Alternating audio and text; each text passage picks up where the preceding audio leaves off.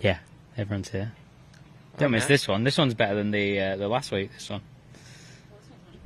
Yeah, exactly. That's what I'm saying. It's better than last week. You want to say that into the mic? I'll say it into the mic.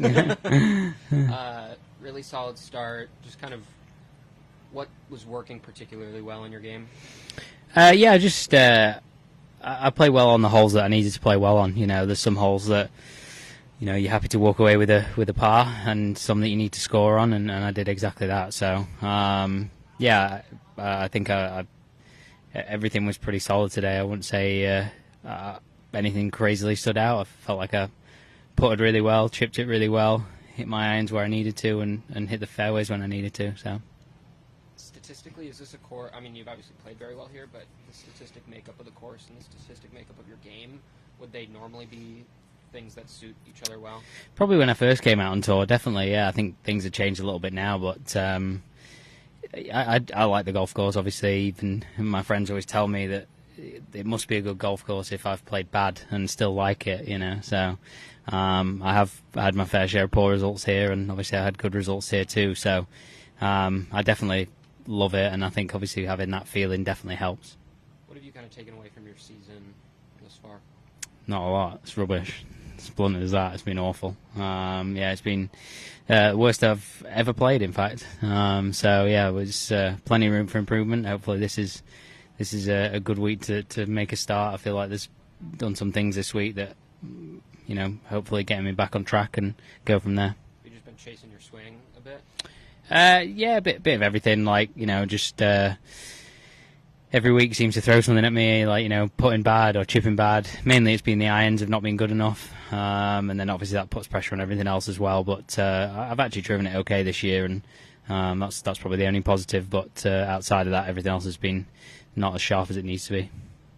This far into a season, I mean, still plenty of season left, but do you put yourself a little pressure on yourself to see some results and see? Yeah, of course, no doubt. It is still early. There's 3 majors with plenty of points up to grab, still plenty of elevated events, and golf courses I've played well at in the past. So they still got to be a little bit optimistic. But yeah, there's no doubt about it. I need to start playing well and making up some points pretty quickly. You said rubbish. When did that feel like the game was kind of starting to trend backwards? Pretty much from halfway last year. Yeah, halfway last year. So just played poorly since June last year, really. Had what I thought was a really good off-season to get things in place, and did hit some targets that we wanted to do in the off-season, but I think there's more to it than that, and never sort of translated onto the golf course, and from a technical standpoint, just a little bit out of whack, and just struggled. Is it mentally difficult when you have a great off-season, you feel like things are going well, and then it just doesn't materialize immediately? Yeah, totally. I felt like I had a reset last year at the end of the year.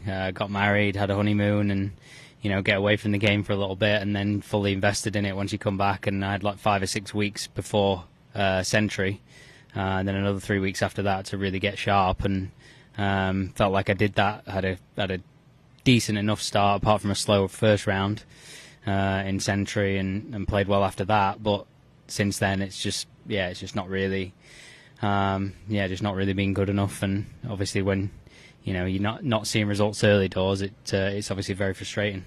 You said maybe you found a little something earlier this week. Is that just a swing thought or a tweak or? Yeah, there's I don't want to get into it. It's not fair, but there's a few things going off the course, and it's no one's particular fault. It's just the certain circumstances, and it's been hard to kind of figure stuff out technically. I've been a little bit on my own recently, and that's, again, it's absolutely no one's fault. So got some extra help this week, and that's, I would say, given me a little bit more confidence in where I'm going, a bit more of a direction.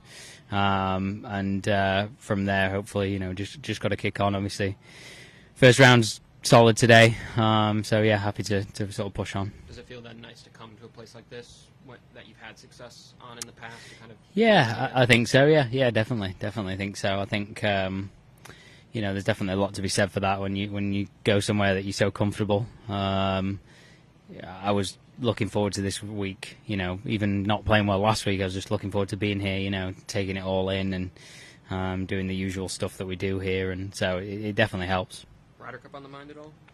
Not in the minute. Miles off it. Yeah, miles off it. So yeah, I've got no interest in that at the minute. That's not the plan. The plan is to get myself playing well first, and then obviously, I think everyone could say the same thing. It takes care of itself. Then it's on everyone's mind. But I'm a long way off it, so it's not entering mine in the minute. What's the best shot yet today? Probably chipping on 2. I'll give myself that one. Yeah, that was a good one. We had I don't know how close the microphone was, but me and my caddy had a bit of a commentary as it was rolling towards the hole, so it was quite funny actually. Like it's going to go in? Or? Well, I played it. I said, I can't play it any better than that, Dan. And he as it's rolling towards the hole, he's like, oh, that's why it's going stiff. And before it went in, I said, no, you mean going in? And then literally it just dropped in, so it was quite funny. We had a good laugh. Cool. So, thanks, Matt. Thanks, everyone. Appreciate it.